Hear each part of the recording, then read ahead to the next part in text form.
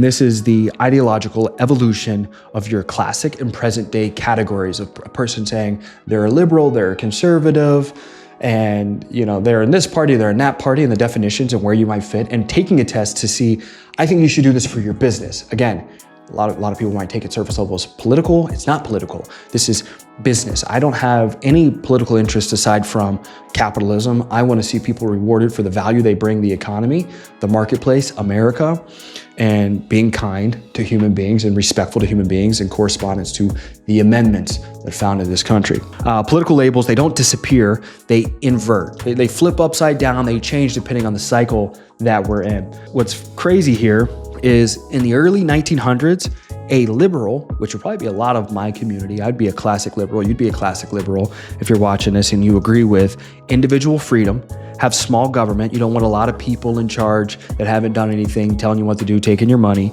free markets, absolute free speech, and strong property rights. People not, excess, property taxes and telling you, when and what you can't do and where you can do it. That's not what this country was founded upon. That would be a classic liberal. A present day liberal would be government managed equality, regulation heavy markets, conditional speech, redistribution focus.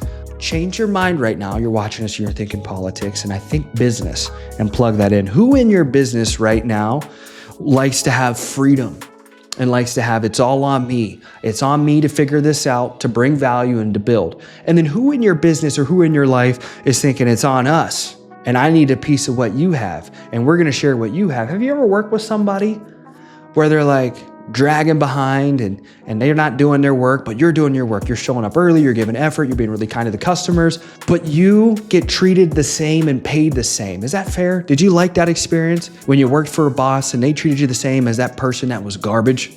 No, I've never met anybody that's like, yeah, I enjoyed it. You know who enjoys that? The guy that doesn't show up to work. The guy that shows up and he puts half his effort in, half his energy in, doesn't care, disrespects the community, disrespects the job, the product, and gets paid the same. He likes it. Yeah, cool. I'm getting paid the same. Don't matter. Don't care. That's not fair to you. Why would you let those people in your business? Here's your business tip.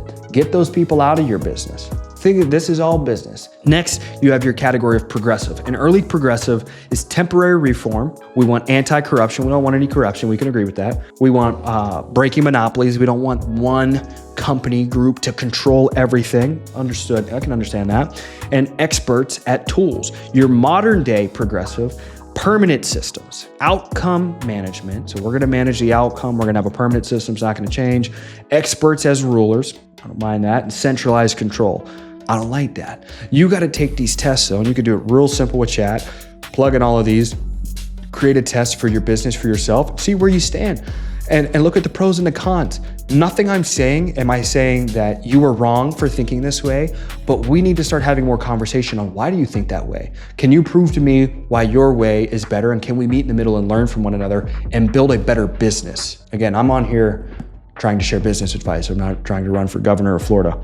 Your next category is your populist. Your classic populist, so again, think early 1900s, is farmers, workers versus banks. These are the people, the workers. Think of like an insurance, the producers versus the head honchos of the company, the recruiter that just sits back and doesn't do anything. Local power. We want power in the hands of the producer. Who's selling the business? Economic focus. What does the economy and the money look like in the business?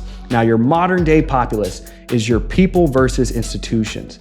National emotion. I don't really like emotional decision wherever it is, whatever you want to categorize it as. Cultural and economic focus. Your next category is conservative. Your classic conservative is preserve tradition, protect institutions, slow and cautious change.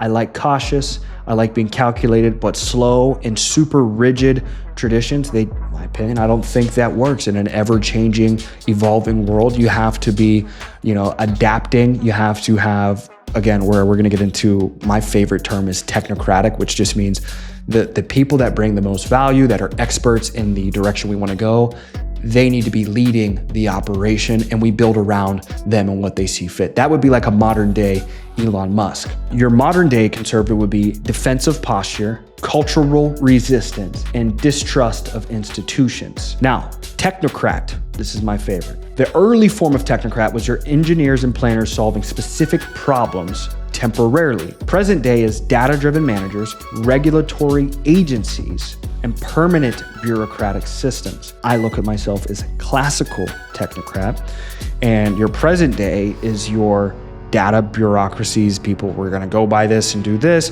and there is no questioning this whatsoever. I love the data. Data, you can't argue the numbers, and the biggest thing with the business is you can't argue the profit. People talk about gross numbers, submit numbers in the insurance space all day long. What's the profit? So your historical pattern is freedom leads to chaos. Chaos leads to control. Control leads to corruption. Corruption leads to rebellion. And then ultimately rebellion leads to reset. And then your same forces, it's different names, and it's every century. It's just a reset. It's a reset. So it's cool because once you understand the game and history, you can start to predict when markets and things are going to change, who's going to reclassify themselves, but finding your moral compass, where you align, and doing these different tests on yourself. And I'm the guy that's like, I hate doing things that aren't going to move the needle forward. But I think, especially as young entrepreneurs, if that's you watching this, you need to have clarity in who you are, because I think every day, I think humans in general, I don't think there's a midlife crisis. I think there is an everyday crisis. I think there's a portion of your day, you're watching this video and you have an identity crisis. Why am I here? What am I doing? It's kind of like the Hormozy Tony Robbins podcast going viral right now. What's the point of all this? Where am I? What am I doing?